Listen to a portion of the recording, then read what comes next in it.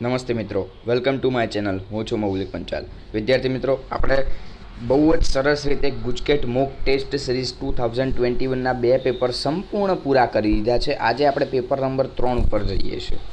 બરાબર, બહુ જ સરસ પેપર હતું. થોડાક ટ્વિસ્ટેડ એમસીક્યુ પણ આજે મેં પૂછેલા છે.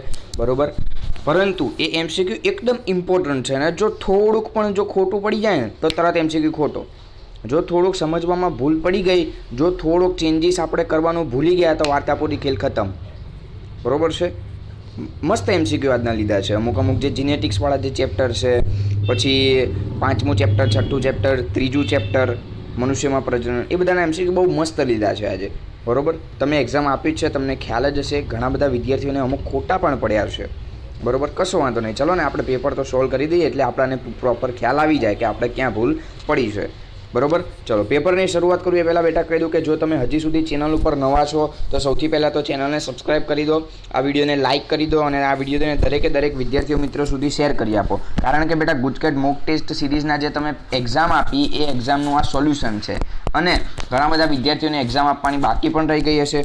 કદાચ કોઈક વિદ્યાર્થી જોઈન પણ ના થયું હોય તો એ વિદ્યાર્થીને પેપરની પીડીએફ પણ સેન્ડ કરી આપો, જે મેં તમને વોટ્સએપમાં મોકલી આપેલી છે, અને આ પેપરની સોલ્યુશન પણ એમને મોકલી આપો.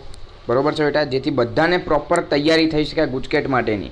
બરાબર બેટા, અને જો નીટ માટેની તમારે એક્ઝામ આપવી હોય તો એ મારી ટેલિગ્રામની ચેનલ ઉપર ચાલુ છે બેટા. ટેલિગ્રામ ચેનલની લિંક નીચે ડિસ્ક્રિપ્શનમાં આપેલી છે, ત્યાંથી તમે જોઈન થઈ શકો છો. બરાબર, પ્રોપર એનસીઆરટી બેઝ ત્યાં આગળ પેપર ચાલુ જ છે અને એનું ટાઈમ ટેબલ પણ ટેલિગ્રામની ચેનલમાં અવેલેબલ જ છે, તમે ત્યાંથી મેળવી શકો છો. બરાબર છે બેટા, ચલો તો શરૂઆત કરીએ બાયોલોજીના પેપરના સોલ્યુશનની. પહેલો એમસીક્યુ, નીચેનામાંથી અસંગત શોધો. કયું ખોટું છે બોલો?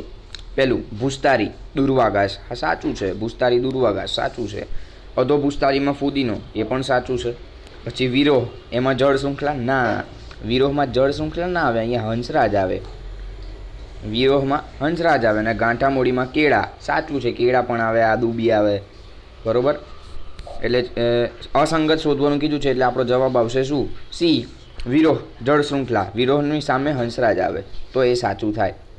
બરાબર છે, એટલે પહેલામાં આવશે સી. ચલો બીજો એમસીક્યુ, નીચેનામાંથી કયું ઉદાહરણ નોન પ્રાઇમેટનું છે? નીચેનામાંથી કયું ઉદાહરણ નોન પ્રાઇમેટ્સનું છે? હવે પહેલાં આપણાને બધા ઉદાહરણો યાદ હોવા જોઈએ કે ભાઈ પ્રાઇમેટ્સનું કયું છે ને નોન પ્રાઇમેટ્સનું કયું છે.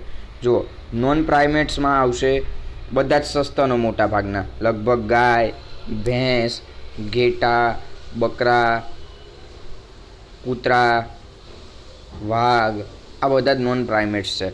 બરાબર, જેમાં ચોક્કસ ઋતુ પ્રમાણે ચક્ર જોવા મળે, જેને આપણે ઋતુકીય ઋતુચક્ર કહીએ છીએ. ક્લિયર? અને બીજા જે છે એ પ્રાઇમેટ્સ છે, જેમાં આવશે મનુષ્ય, એપ્સ અને વાંદરો. તમે કહેશો સર આ એપ્સ શું છે? એ તમે ચેપ્ટર નંબર 7માં ભણી જ ગયેલા છો.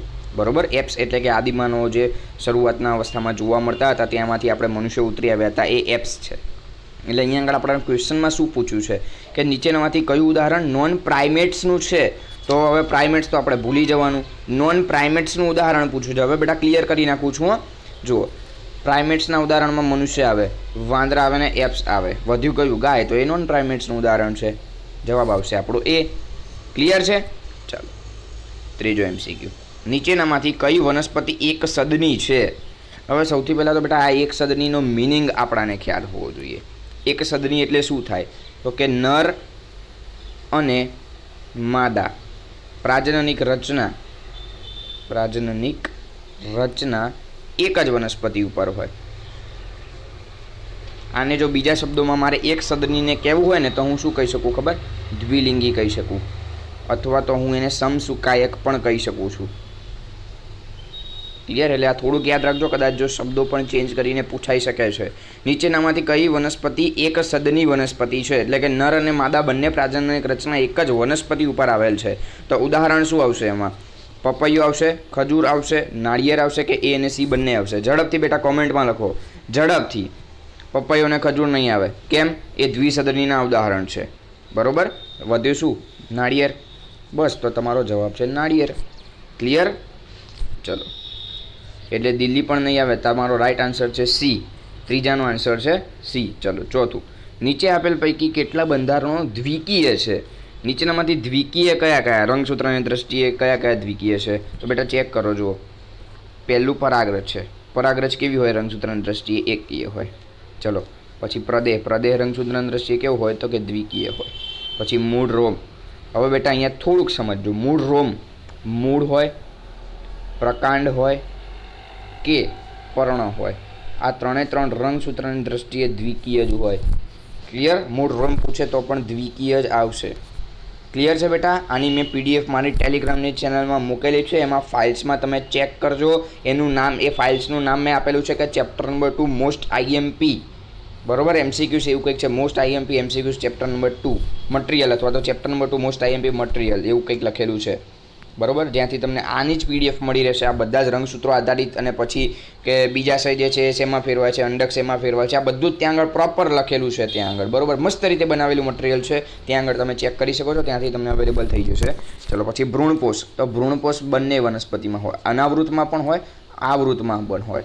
આવૃત બીજધારી જે વનસ્પતિ છે એનો ભ્રૂણપોષ ત્રિકીય હોય, અને અનાવૃત બીજધારી જે વનસ્પતિ છે એનો ભ્રૂણપોષ એકકીય હોય. પરંતુ અહીંયા આગળ આપણે પૂછ્યું છે દ્વિકીય, તો દ્વિકીયમાં તો નહીં આવે રહ્યું. પછી ભ્રૂણપોષ. ભ્રૂણપોષ રંગસૂત્રની દ્રષ્ટિએ એકકીય હોય. અને મહાબીજાણુ. મહાબીજાણુ પણ રંગસૂત્રની દ્રષ્ટિએ એકકીય હોય, બરોબર. જો અહીંયા મહાબીજાણુ માતૃકોષ લખે તો દ્વિકીય થાય, લઘુબીજાણુ માતૃકોષ લખે તો પણ દ્વિકીય થાય. પણ અહીંયા આગળ આપણાને પૂછેલું છે મહાબીજાણુ જ. ક્લિયર? એટલે એકકીય જ થશે. પરંતુ અહીંયા ક્વેશ્ચનમાં ચેક કરો, નીચે આપેલ કેટલા બંધારણો દ્વિકીય છે, એટલે કે 2n છે. તો 2n કેટલા થયા? જુઓ, ચેક કરો. 1 અને આ 2 જ થયા. બસ. તો જુઓ જવાબમાં ક્યાંય 2 આપ્યું છે? હા, જુઓ ઓપ્શન નંબર એમાં 2 આપેલું છે. બસ. તો ઓપ્શન નંબર એ છે તમારો રાઈટ આન્સર. ક્લિયર છે?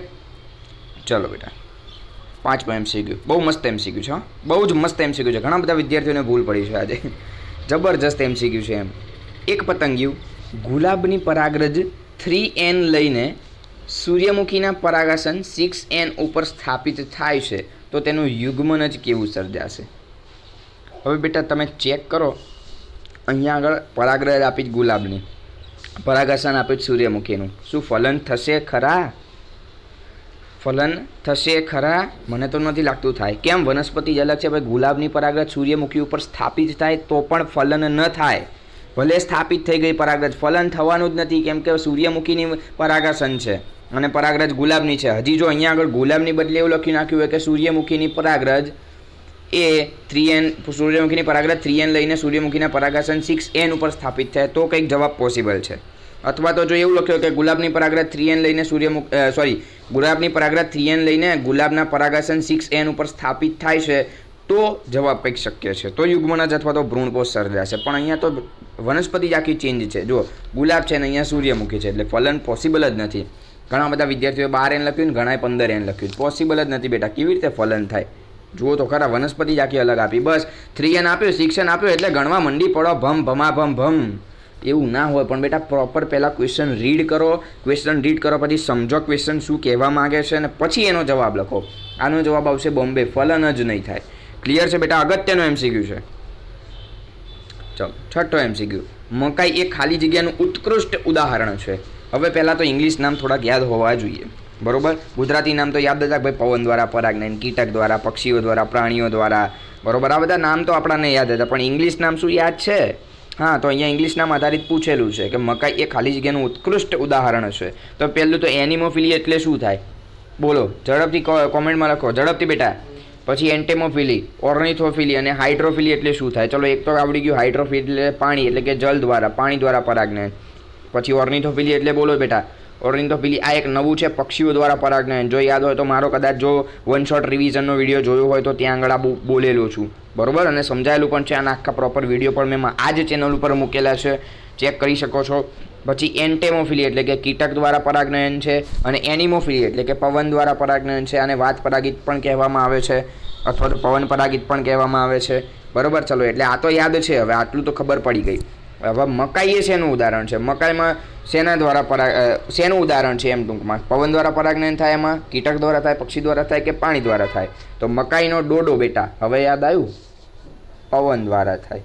એનિમોફિલી આવે, બરોબર. આપણો રાઈટ આન્સર આવશે એ, એનિમોફિલી.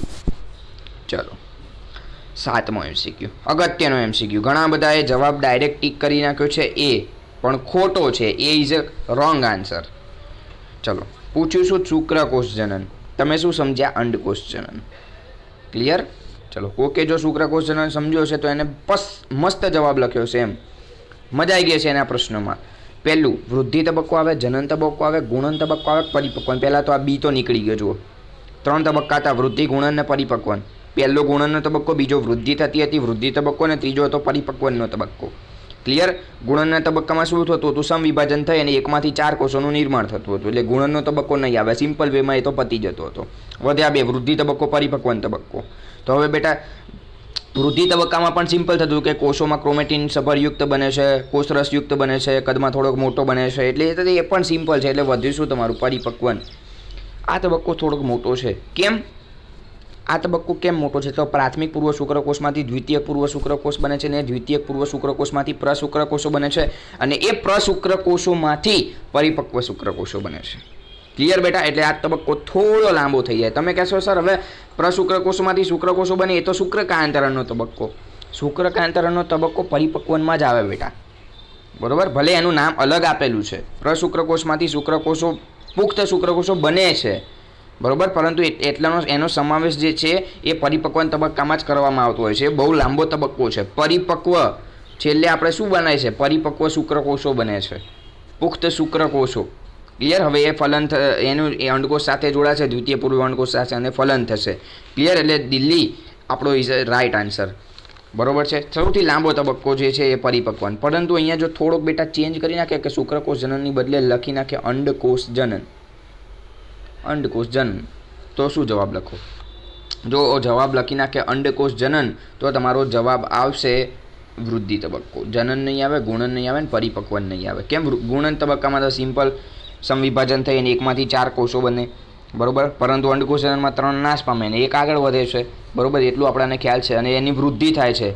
હવે વૃદ્ધિ તબક્કો થોડોક મોટો છે, આપણને ખ્યાલ છે, બરોબર. એમાં ડીએનએ જોવા મળે, આરએનએ જોવા મળે, પછી લિપિડ જોવા મળે, પ્રોટીન જોવા મળે, અને એમાં પણ જો લિપિડમાં તો હું તમને કહેવા જાઉં ને તો લેસિથિન નામનું એક દ્રવ્ય છે એ જોવા મળે, બરોબર. એમસીક્યુમાં બહુ વાર આ પૂછાતું હોય છે. અને પરિપક્વન તબક્કો તો સિમ્પલ છે કે ભાઈ પ્રાથમિક પૂર્વ અંડકોષમાંથી દ્વિતીયક પૂર્વ અંડકોષ બનશે અને એક ધ્રુવકાય થશે, પ્રાથમિક ધ્રુવકાય. હવે જો દ્વિતીય પૂર્વ અંડકોષની સાથે જો શુક્રકોષ જોડાય છે તો ફલન થશે અને પરિપક્વ અંડકોષનું નિર્માણ થશે. જો નથી જોડાતો તો વિઘટન થશે, સિમ્પલ. પરંતુ એની સાપેક્ષે જો શુક્રકોષ જનનમાં જોવા જઈએ તો કેટલો લાંબો તબક્કો છે, કેટલી લાંબી પ્રક્રિયા છે. એટલે જવાબ આવશે 7મા ક્વેશ્ચનનો પરિપક્વન તબક્કો. અને જો ક્વેશ્ચનમાં એવું પૂછે કે અંડકોષ જનન તો જવાબ આવશે વૃદ્ધિ તબક્કો. ક્લિયર છે બેટા? થોડુંક યાદ રાખજો, અહીંયા અગત્યનું છે. ચલો 8મો એમસીક્યુ, આ પણ અગત્યનું છે. 4 દ્વિતીયક પૂર્વ શુક્રકોષોમાંથી કેટલા શુક્રકોષો બને છે? બોલો, 4 દ્વિતીયક પૂર્વ શુક્રકોષોમાંથી કેટલા શુક્રકોષો બને છે? અગત્યનો એમસીક્યુ.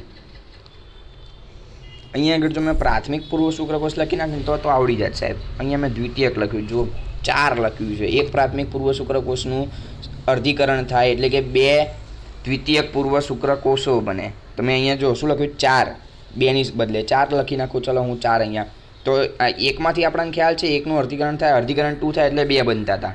તો 4નું થાય એટલે કેટલા બને? ગણો. 1 2 3 4 5 6 7 અને 8. આ દ્વિતીયક પૂર્વ શુક્રકોષો છે. અને એ દ્વિતીયક પૂર્વ શુક્રકોષોનું અર્ધીકરણ 2 થતાં 8 શુક્રકોષો બને છે. ક્લિયર? 8 પ્રશુક્રકોષો બને અને એ પ્રશુક્રકોષોમાંથી 8 શુક્રકોષો બને છે. ક્લિયર? અગત્યનો એમસીક્યુ છે. આનો જવાબ શું આવશે? 8. ક્લિયર બેટા? ચાલો, અગત્યનો છે. 9મો એમસીક્યુ, જરાયુ કયા અંતઃસ્ત્રાવ ઉત્પન્ન કરે છે? તો HCG, HPL, ઓક્સિટોસિન એ અને બી બંને. જરાયુ જે છે એ 4 અંતઃસ્ત્રાવ ઉત્પન્ન કરે. પહેલું HCG, HPL, ઇસ્ટ્રોજન અને પ્રોજેસ્ટેરોન. આ 4 અંતઃસ્ત્રાવો જરાયુ ઉત્પન્ન કરી શકવાની ક્ષમતા ધરાવે છે. એટલે અહીંયા ઓપ્શનમાં આપણને HCG આપ્યું છે, HPL આપ્યું છે, એ અને બી બંને આવશે જવાબ. દિલ્હી આપણો જવાબ આવશે. ક્લિયર છે બેટા? ચાલો 10મો એમસીક્યુ, નીચેનામાંથી કયા કોષો એ બધી જ પેશી અને અંગોના નિર્માણની ક્ષમતા ધરાવે છે? બોલો, નીચેનામાંથી કયા કોષો? તો રુધિરના કોષો ના, બાહ્ય કોષ સમૂહ ના, આંતરિક કોષ સમૂહ, અને એમાં પણ સ્ટેમ સેલ્સ, સ્ટેમ કોષો, જે બધી જ પેશી કે અંગોના નિર્માણની ક્ષમતા ધરાવે છે. એનસીઆરટીની બેઠી લાઈન છે, અધિચ્છદીય કોષો પણ ના આવે. ક્લિયર છે બેટા? ચલો 11માં જવાબ, સોરી 10માં જવાબ આવશે એ. 11મો MCQ, ગર્ભનું પ્રથમ હલનચલન અને માથા ઉપરના વાળ કયા મહિના દરમિયાન જોવા મળે છે? પ્રથમ હલનચલન અને માથા ઉપરના વાળ કીધા છે, જે આપણાને 5મા મહિના દરમિયાન જોવા મળે છે. ક્લિયર? 5મા મહિના દરમિયાન આપણને હલનચલન, ગર્ભનું પ્રથમ હલનચલનની શરૂઆત થાય અને માથા ઉપર વાળ પણ આપણને જોવા મળે છે. ક્લિયર? તો જવાબ આવશે આપણો સી. ચલો 12મો MCQ, અગત્યનો MCQ, જો NCERT પ્રોપર વાંચી હશે તો જ આવડશે. અંડપિંડમાંથી મુક્ત થતા અંડકોષોને અટકાવે છે. કોણ અટકાવે? સહેલી અટકાવે, પિલ્સ અટકાવે, એ બંને અટકાવે, કોપરટી અટકાવે. કોપરટી ના આવે, બરોબર? એ તો અવરોધે. સહેલી અને પિલ્સ વધી બે, એ અને બી બે બંને પણ વધ્યું, તો જવાબ આવશે સહેલી આવશે કે પિલ્સ આવશે? ઝડપથી લખો બેટા. ચલો, સહેલી જે છે ને, હું તમને કહી દઉં, એ ગર્ભધારણ અટકાવે અથવા તો ગર્ભ સ્થાપન પણ કહી શકાય. ક્લિયર? ચલો વધુ શું? પિલ્સ. હા બસ, તો પિલ્સ જે છે ને એ અંડપાત અને ગર્ભ સ્થાપનને અવરોધે છે. NCERTની બેઠી લાઈન છે, બરોબર? થોડુંક ધ્યાન રાખજો. અંડપિંડમાંથી મુક્ત થતા અંડકોષોને અટકાવે છે. અંડકોષોને અટકાવે, અંડકોષો અટકી જાય તો જ અંડપાત ન થાય, બરોબર? જુઓ, અંડપાત અને ગર્ભ સ્થાપનને અટકાવે છે. અંડપાત ક્યારે અટકે? જ્યારે દ્વિતીય પૂર્વ અંડકોષ મુક્ત જ ન થાય, એટલે કે અંડકોષોને જ અટકાવી દે. તો અંડકોષોને કોણ અટકાવે? પિલ્સ. ક્લિયર છે? તો જવાબ આવશે બોમ્બે. ચલો 13મો MCQ, અગત્યનો MCQ છે. ગોનારિયા સામે એના અસરો આપી છે, એ ચેક કરવાની છે. ગોનારિયામાં શું થાય છે બોલો? ઉદરમાં દુખાવો થાય, કેટલાક ભાગોમાંથી વાળનો જથ્થો દૂર થાય, ગર્ભાશયને ગ્રીવાનું કેન્સર થાય કે યોનિમાર્ગની આસપાસ બળતરા થાય. તો ગોનારિયા જે છે એમાં ઉદરમાં નીચેની બાજુએ દુખાવો થતો જોવા મળે છે. પછી સિફિલિસમાં, તો એમાં તો વાળનો જથ્થો દૂર થાય છે, સાચું છે. જનનાંગીય મસા, તો એ ગ્રીવાનું, ગર્ભાશયની ગ્રીવાનું કેન્સર પ્રેરે છે, એ પણ સાચું છે. અને ટ્રાયકોમોનિએસિસ, તો એમાં યોનિમાર્ગની આસપાસની બાજુમાં બળતરા થાય છે. ક્લિયર? તો જવાબ એમાં પી ચેક કરો. એમાં પી શેમાં છે? જો ઓપ્શન નંબર સીમાં જ છે, ઓનલી PQRS ઓપ્શન નંબર સીમાં જ છે, એટલે જવાબ આવશે સી. 14મો MCQ, 1947માં ભારતની વસ્તીનું કદ ખાલી જગ્યા અને 1900માં દુનિયાની વસ્તી 2000 મિલિયન, એટલે કે 2 બિલિયન. 2 બિલિયન લખેલી છે, મેં અહીંયા મિલિયનમાં કન્વર્ટ કરીને લખ્યું છે, બરોબર? 14મો MCQમાં બોલો જવાબ શું આવશે ઝડપથી? 1947માં ભારતની વસ્તીનું કદ કેટલું હતું? 350 મિલિયન. ક્લિયર? ભારતની વસ્તીનું પૂછો, 350 મિલિયન આવશે. ચલો, નીચે આપેલ પૈકી કયું જનીન સમયુગ્મી પ્રભાવી છે? કયું જનીન પ્રભાવી છે એવું પૂછો, ને એ પણ સમયુગ્મી. બંને જનીનો પ્રભાવી હોવા જોઈએ. ચેક કરો. ઓપ્શન નંબર એ, સ્મોલ આર, સ્મોલ વાય. આ તો સમયુગ્મી પ્રચ્છન્ન થાય. સમયુગ્મી પ્રચ્છન્ન થાય. જો આવી રહ્યું એ capital R small y, capital Y small Y, આ પણ સમયુગ્મી પ્રભાવી ના થાય. Capital C, capital R, capital R, capital Y, capital Y. હા જુઓ, આ પરફેક્ટ સમયુગ્મી પ્રભાવી જનીન છે.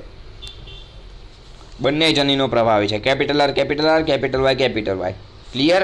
અને અહીંયા capital R, capital R, capital Y, small Y. આ પણ ના આવે, બી પણ ના આવે, એ પણ ના આવે. જવાબ આવે સી. ક્લિયર? અગત્યનો MCQ, 16મો MCQ, જબરજસ્ત બેટા. જો પિતા અને માતા બંનેના રુધિર જૂથ બી હોય તો બાળકના રુધિર જૂથની સંભાવના કઈ નથી પૂછી છે? કઈ નથી એવું પૂછ્યું છે. જુઓ, પિતાનું અને માતાનું, તો અહીંયા આગળ હું લખું છું. જુઓ, પિતાનું રુધિર જૂથ આપ્યું છે બી, માતાનું રુધિર જૂથ પણ આપણાને આપ્યું છે બી. તો એના જીનોટાઈપ ચેક કરો. જુઓ, આનું થાય આઈબી અને આઈબી સ્મોલ આઈ. તો એના એ જ સેમ ટુ સેમ માતામાં થશે જીનોટાઈપ?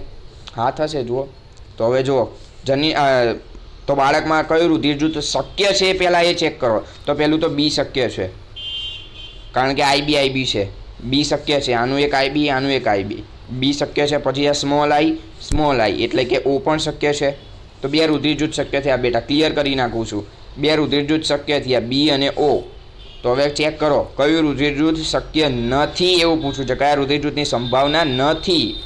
તો બી ઓ, આ તો નહીં આવે. એ અને બી તો નહીં જ આવે. કેમ કે બી ને ઓ જ છે, એનું જ છે. અને જવાબ આવશે આપણો દિલ્હી. રાઈટ આન્સર, એ અને બી બંને. ક્લિયર? એ અને બી બંને મીન્સ કે એ બી રુધિર જૂથ. હો, જવાબ સી ના સમજતા લ્યા. એ અને બી બંને એમ નહીં કહેતો હું. એ અને બી રુધિર જૂથ એ બી એમ, બરોબર? હા, તમે તો પાછા સાહેબ તમે તો એ અને બી બે બોલ્યા હતા ને, એટલે જવાબ તો સી આવશે. ના બેટા, જવાબ સી ના આવે. બી અને ઓ તો રુધિર જૂથ શક્ય છે. ક્લિયર? 17મો MCQ અગત્યનો MCQ છે, મજા આવે એવો MCQ, મજાનો ખેલ હવે આવશે. એક હોસ્પિટલમાં મેડિકલ અકસ્માત દરમિયાન 2 નવજાત શિશુની અદલા બદલી થઈ ગઈ. એક શિશુનું રુધિર જૂથ એ હોય તો માતા અને પિતાનું રુધિર જૂથ કયું હોઈ શકે નહીં? જુઓ, બાળકનું રુધિર જૂથ આપ્યું છે એ, 2 બાળક હતા એમાંથી એક બાળક ખોવાઈ ગયું, બરોબર? નવજાત અદલા બદલી થઈ ગઈ, ટૂંકમાં એક અદલા બદલી થઈ ગઈ, જેથી એક શિશુનું રુધિર જૂથ જો એ આપ્યું છે આપણાને, કેપિટલ એ આપ્યું છે, તો માતા અને પિતાનું રુધિર જૂથ કયું હોઈ શકે નહીં? અહીંયા આગળ થોડોક ભાર મૂકું છું. હવે અહીંયા આગળ તમે બેટા ચેક કરો, આ 4 ઓપ્શન આધારિત જ ચેક કરવાનો. અહીંયા આગળ બધા રુધિર જૂથ હવે ચેક કરવા નહીં માંડવાના કે એ લો, બી લો, એ બી લો અને ઓ લો અને એ રીતે બધા રુધિર જૂથ અહીંયા ચેક નહીં કરવા. અહીંયા આગળ ઓપ્શન જે આપ્યા છે એ આધારિત ચેક કરો. સો હવે અહીંયા આગળ આ પ્રક્રિયા થોડીક રિવર્સ કરવી પડશે. જુઓ, અહીંયા આગળ આપણે ચલો એ રુધિર જૂથ આપ્યું છે તો એ રુધિર જૂથ આધારિત માતા અને પિતાનું ના શોધી શકીએ, બરોબર? અહીંયા પિતા અને માતાનું પહેલાં શોધવું પડે ને એને આધારિત બાળકનું આપણે શોધવાનું છે. અગત્યનો MCQ છે, મજાનો ખેલ છે આ રહ્યો, બરોબર? બહુ મજા આવશે MCQ સોલ્વ કરવાની. ચલો ચેક કરીએ ઓપ્શન નંબર A માં. પિતાનું આપણને આપ્યું છે O અને માતાનું રુધિર જૂથ છે AB, બરોબર? પિતાનું રુધિર જૂથ છે O અને માતાનું રુધિર જૂથ છે AB. તો બાળકનું કયું હોઈ શકે છે એ ચેક કરો. તો આના જીનોટાઈપ શું થશે? Small i. અને આ AB રુધિર જૂથ છે તો કેપિટલ IA કેપિટલ IB, બરોબર? તો શું બાળકનું રુધિર જૂથ O હોઈ શકે? હા હોઈ શકે. જો આ સ્મોલ i હોઈ શકે, બરોબર? પછી એ પણ હોઈ શકે, કેપિટલ IA સ્મોલ i, બી પણ હોઈ શકે, કેપિટલ IB સ્મોલ i, બરોબર? કયું હોઈ શકે નહીં પૂછ્યું છે. જુઓ, અહીંયા એ રુધિર જૂથ છે તો અહીંયા આગળ એ રુધિર જૂથ બાળકનું આપ્યું છે, તો આ તો હોઈ શકે, સંભાવના તો છે. પિતાનું O રુધિર જૂથ હોય, માતાનું AB રુધિર જૂથ હોય, તો શું બાળકનું રુધિર જૂથ એ હોય? આ રહ્યું, જુઓ, આ આપ્યું છે આપણે, મળ્યું, જુઓ, બરોબર? એટલે એ ઓપ્શન નહીં આવે. બી, પિતાનું એ રુધિર જૂથ છે, પિતાનું આપણને આપ્યું છે A, માતાનું આપણને આપ્યું છે B રુધિર જૂથ. ચેક કરો, capital IA capital IA capital IA small i, capital IB capital IB capital IB small i. આ એના જીનોટાઈપ. ક્લિયર? હવે જો બાળકનું રુધિર જૂથ આમાંથી એ બને, ચેક કરો. બને છે. કેમ બને છે ચેક કરો ઝડપથી. બોલો બેટા, કેવી રીતે બનશે? ઝડપથી. જુઓ, અહીંયા આગળ કેપિટલ IA, I રહ્યું કેપિટલ IA અને આ સ્મોલ i, આ બંને ભેગા થાય તો એ રુધિર જૂથ શક્ય છે? હા છે, જુઓ, શક્ય છે, બને છે. ક્લિયર? તો બી ઓપ્શન પણ નહીં આવે. અહીંયા હોઈ શકે નહીં પૂછ્યું છો, એટલા માટે.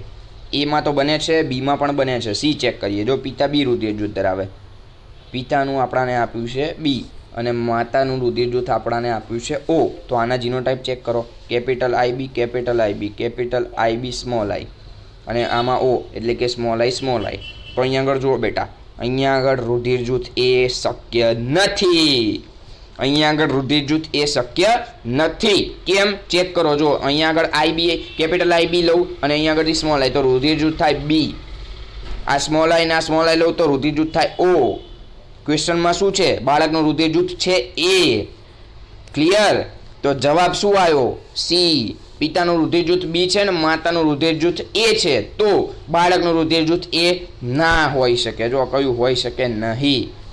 ક્લિયર? જો પિતાનું રુધિર જૂથ B હોય ને માતાનું રુધિર જૂથ O હોય તો બાળકનું રુધિર જૂથ છે એ ના હોઈ શકે. ક્લિયર છે? દિલ્હી પણ આપણે ચેક કરી જ લઈએ. ચાલો ને, પિતાનું આપણને આપ્યું છે AB અને માતાનું આપ્યું છે A, તો ચેક કરો. A કેપિટલ IA, આનું કેપિટલ IA, તો ભેગું થાય તો એ રુધિર જૂથ બને. જુઓ, બરોબર? એટલે જવાબ આવશે કયું હોઈ શકે નહીં? તો જવાબ આવશે સી. સીમાં પિતાનું B આપ્યું છે અને માતાનું O આપ્યું છે, તો બાળકનું રુધિર જૂથ એ હોઈ શકે નહીં. ક્લિયર? આ ઊંધો કાન પકડાવ, આમ સીધો કાન નહીં, આમ ઊંધો કાન પકડાવડાવ્યો છે, બરોબર? અગત્યનો MCQ છે, બહુ મસ્ત મજાનો ખેલ છે. 18મો MCQ. DNAની વધારે બેઝ જોડીનો લોપ શું ઉત્પન્ન કરે છે? બોલો, DNAની વધારે બેઝ જોડીનો લોપ જે છે એ શું ઉત્પન્ન કરે? NCERTની બેઠી લાઈન છે કે ફ્રેમ શિફ્ટ મ્યુટેશન ઉત્પન્ન કરે છે. DNAની વધારે બેઝ જોડીનો લોપ જે છે એ ફ્રેમ શિફ્ટ મ્યુટેશન ઉત્પન્ન કરે છે. ક્લિયર? 19મો MCQ. ન્યુમોકોક્સની બિનઝેરી જાત પૂછી છે. બિનઝેરી પૂછી છે, ઝેરી નહીં. R2 એ બિનઝેરી જાત છે. ક્લિયર? R2 એ બિનઝેરી જાત છે. ચલો અગત્યનું છે આ, ક્યારેક આવી રીતના પૂછાતું હોય, સિમ્પલ છે. 20મો MCQ. બધા જ સજીવોમાં જનીન દ્રવ્ય તરીકે DNA હોય છે? ના. વાયરસમાં તો RNA હોય. વાયરસમાં RNA હોય. અને કારણ વાયરસ અપવાદરૂપ છે. હા સાચું, જો વાયરસમાં તો RNA હોય છે એટલે એ વિધાન તો ખોટું થયું. બધા જ સજીવોમાં જનીન દ્રવ્ય તરીકે DNA હોય છે, ખોટું. ના, RNA પણ હોય છે. અને કારણ R જે છે એ સાચું છે, વાયરસ અપવાદરૂપ છે એટલે એ ખોટું છે અને R સાચું છે એવું કહી શકીએ. એટલે જવાબ આવશે દિલ્હી. એક ખોટું અને જ્યાં R સાચું છે. ક્લિયર છે બેટા? ચલો 21મો MCQ. એડ્સના રોગમાં કયા પ્રકારના ટી લસિકા કોષોની સંખ્યા ઘટે છે? એડ્સના રોગમાં કયા પ્રકારના ટી લસિકા કોષો? બોલો બેટા, શું જવાબ આવશે? મદદ કરતા ટી કોષોની સંખ્યા જે છે એ ઘટે છે. NCERTની લાઇન ટુ લાઇન છે બેટા, આમાં કંઈ હવે એટલું બધું છે નહીં. 22મો MCQ. કઈ ઉપાર્જિત પ્રતિકારકતામાં તૈયાર એન્ટીબોડી જે છે યજમાન શરીરમાં પ્રવેશ કરાવાય છે? કઈ પ્રતિકારકતામાં? બોલો બેટા ઝડપથી, શું જવાબ આવશે? નિષ્ક્રિય ઉપાર્જિત પ્રતિકારકતામાં તૈયાર એન્ટીબોડી જે છે યજમાનના શરીરમાં જે છે પ્રવેશ કરાવવામાં આવે છે. નિષ્ક્રિય ઉપાર્જિત પ્રતિકારકતામાં એવું થાય છે. બરોબર. ચલો પછી HIV. HIVમાં જનીન દ્રવ્ય તરીકે શું આવેલું હોય? બોલો બેટા. HIV શું છે? વાયરસ. વાયરસમાં શું હોય? RNA. બરોબર. HIVની અસરથી શું થાય? એઇડ્સ નામનો રોગ થાય છે. યાદ છે? બરોબર. તો HIVમાં જનીન દ્રવ્ય તરીકે જે છે RNA આવેલું હોય છે. 24મો MCQ. અર્નેસ્ટ ચેન અને હાર્વર્ડ ફ્લોરાઈનું મહત્વ શું? એ બંને શું કર્યું હતું? શું યાદ છે? અર્નેસ્ટ ચેન અને હાર્વર્ડે શું કર્યું હતું? ઓપ્શન એ ક્વોન્ટમ 4000ની અસરકારકતા પ્રસ્થાપિત કરી હતી? ના. પેનિસિલિનનું સંશોધન કર્યું હતું? ના. મિથેનોજેન્સનું મહત્વ પ્રસ્થાપિત કર્યું? ના. પેનિસિલિનના ઉત્પાદનમાં સુધારા કરી તીવ્ર ઉપયોગિતા પ્રસ્થાપિત કરી હતી? હા. અને એને જ કારણે એ લોકોને 1945માં પુરસ્કાર પ્રાપ્ત થયો હતો. બરોબર. પેનિસિલિનના ઉત્પાદનમાં સુધારિત કરીને કંઈક તીવ્ર ઉપયોગિતા એની પ્રાપ્ત થાય, તીવ્ર ઉપયોગિતા પ્રસ્થાપિત કરીને જેને કારણે એ બંનેને 1945માં પુરસ્કાર પ્રાપ્ત થયો હતો. એટલે રાઈટ આન્સર આવશે દિલ્હી. 25મો MCQ. પ્રતિકારકતા નિગ્રાહક તરીકે કોણ વર્તે છે? યાદ છે બેટા? પ્રતિકારકતા નિગ્રાહક તરીકે કોણ વર્તે છે? તો જવાબ આવશે શું? સાયક્લોસ્પોરિન. ક્લિયર? પ્રતિકારકતા નિગ્રાહક જે છે એ સાયક્લોસ્પોરિન એ છે. ક્લિયર? ચાલો 24મો MCQ. વિધાન એ. જમ્યા પછી છાશનો ઉપયોગ લાભદાયક છે? હા, લાભદાયક છે. 2-3 ગ્લાસ ટટકટાઈ જ ગઈએ છે. બરોબર. 2-3 ગ્લાસ તો આરામથી પી જઈએ ને હજી જો પીવા ક્યાંક લગનમાં ગયા હોઈએ તો ભાઈ હુક્કા બોલાઈ જઈએ એમ. છાશ ઉપર જ છાશ. 1 ગ્લાસ 2 ગ્લાસ 3 ગ્લાસ પીધે જ રાખીએ કે મફત નહીં જાય ને પીવો તમ તારે કોણ બોલવાનું છે નહીં. ચલો કારણ R. LAB જઠરમાં નુકસાનકારક બેક્ટેરિયાથી બચાવે છે. સાચું વિધાન છે. જમ્યા પછી છાશનો ઉપયોગ બી લાભદાયક છે ને LAB જે છે LAB એટલે કે લેક્ટિક એસિડ બેક્ટેરિયા જઠરમાં નુકસાનકારક બેક્ટેરિયાથી બચાવે છે. આ વિધાન સાચું છે. એટલે કે A અને R બંને સાચા છે. પરંતુ સમજૂતી છે કે નથી એ તો બોલો. સમજૂતી છે બેટા, એમાં જ આવે છે આ. ક્લિયર? 27મો MCQ. DNAની શૃંખલાનો ક્રમ જે બીબડી શૃંખલામાં પાછળ અને આગળ વાંચન કરે છે? બોલો. પાછળ અને આગળ વાંચન કરે છે એ કયો? પેલિન્ડ્રોમિક શૃંખલા. બરોબર. પેલિન્ડ્રોમિક શૃંખલા જે છે પાછળ અને આગળ બંને બાજુથી વાંચન કરે છે DNAની શૃંખલાનો ક્રમ. 28મો MCQ. કોષરસ પટલને તોડીને ફૂગના DNAને મુક્ત કરવા કયા ઉત્સેચકનો ઉપયોગ થાય છે? હાઇલાઇટ કર્યું છે કે ફૂગ પૂછી છે. 3 વસ્તુ ત્યાં આગળ તમને આપ્યું છે. શું આપ્યું ખબર? પહેલું ફૂગ આપ્યું, બીજું બેક્ટેરિયા આપ્યું, ત્રીજું વાનસ્પતિક કોષ આપ્યું છે. અહીંયા શું લખ્યું? કોષરસ પટલને તોડીને ફૂગના DNAને મુક્ત કરવા. તો જવાબ આવશે તમારો કાઇટિનેઝ. ઘણા બધા વિદ્યાર્થીઓ શું સમજ્યા ખબર? લાઇસોઝાઇમ, કાઇટિનેઝ ને સેલ્યુલોઝ એટલે આપેલ તમામ આવે, કારણ કે આ 3 ત્યાં આપ્યા છે. પણ કૌંસમાં લખ્યું છે કે લાઇસોઝાઇમ્સ જે છે એ બેક્ટેરિયા, પછી કાઇટિનેઝમાં ફૂગ અને સેલ્યુલોઝમાં વાનસ્પતિક કોષ. ક્લિયર? અહીં મેં પૂછ્યું છું ફૂગના DNAને તોડીને, તો જવાબ આવે કાઇટિનેઝ. જો બેક્ટેરિયા પૂછે તો લાઇસોઝાઇમ અને જો વાનસ્પતિક કોષ પૂછે ને તો સેલ્યુલોઝ. ક્લિયર? ચલો એટલે દિલ્હી જવાબ તો પોસિબલ જ નથી. ઘણા બધા વિદ્યાર્થીઓ ઉતાવળમાં દિલ્હી લખી નાખ્યો છે. 29મો MCQ. DNAના ક્રમની એક સરખી અનેક નકલો ઉત્પન્ન કરવા માટે કઈ પદ્ધતિ વપરાય છે? પદ્ધતિના નામ જુઓ ને બેટા, આ પદ્ધતિના નામ તો બી તમને આરામથી આવડી જાય જવાબ. ચેક કરો. એફિમેરલ ચેઇન રિએક્શન ECR ક્યાં આવ્યું? ના, કેન્સલ કરો. પોલિમરેઝ ચેઇન રિએક્શન આવ્યું? હા આવ્યું છે. મોલિક્યુલર ચેઇન રિએક્શન આવ્યું? ના, નથી આવ્યું. All cancel. વધ્યું શું? બોમ્બે જુઓ PCR.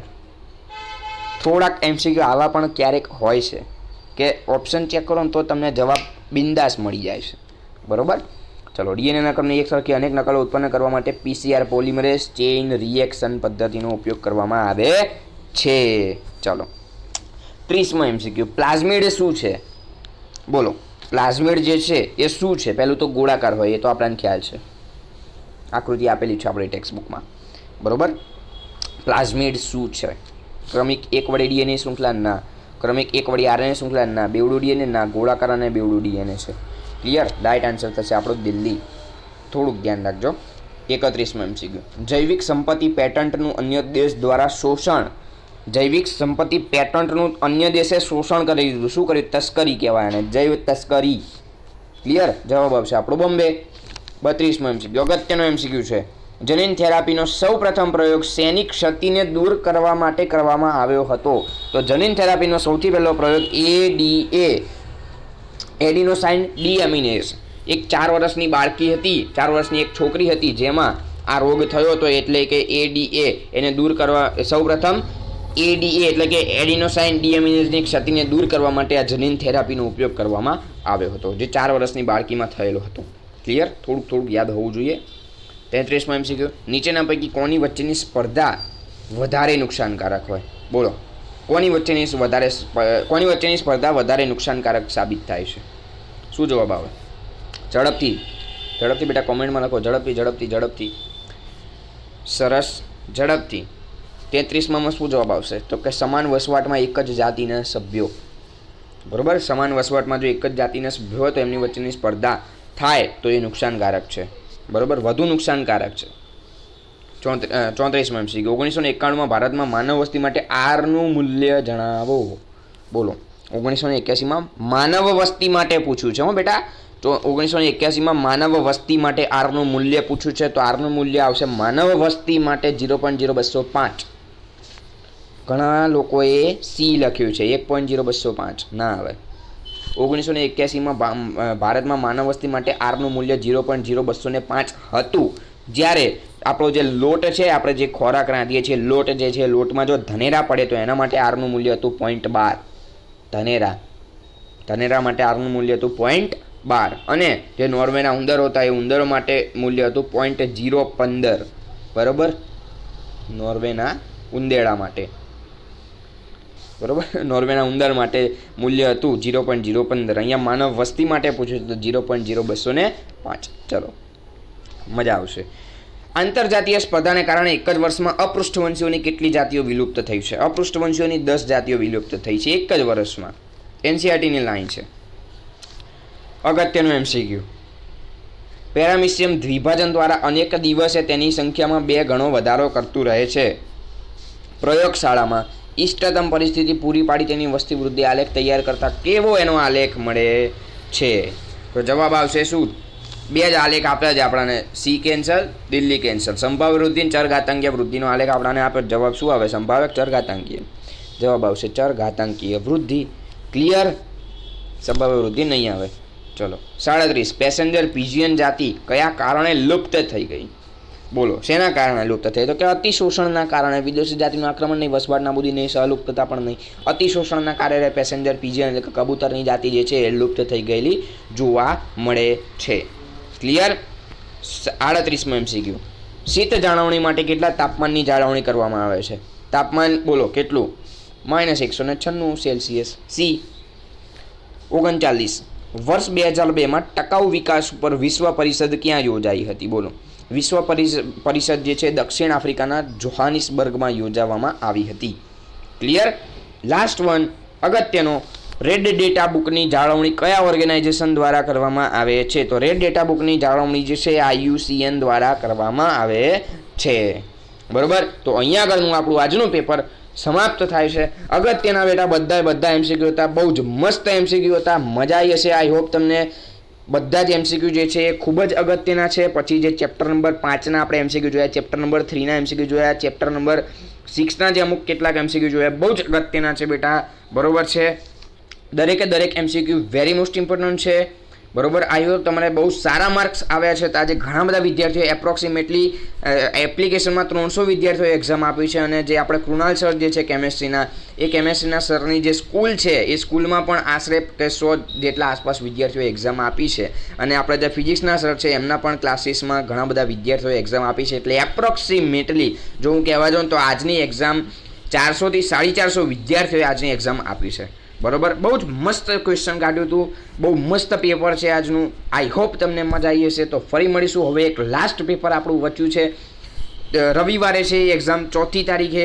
બરોબર છે બેટા. ફરી મળીશું ફૂલ કોર્સના એક નવા પેપર સાથે 4મી તારીખે. ત્યાં સુધી જય હિન્દ, જય ભારત.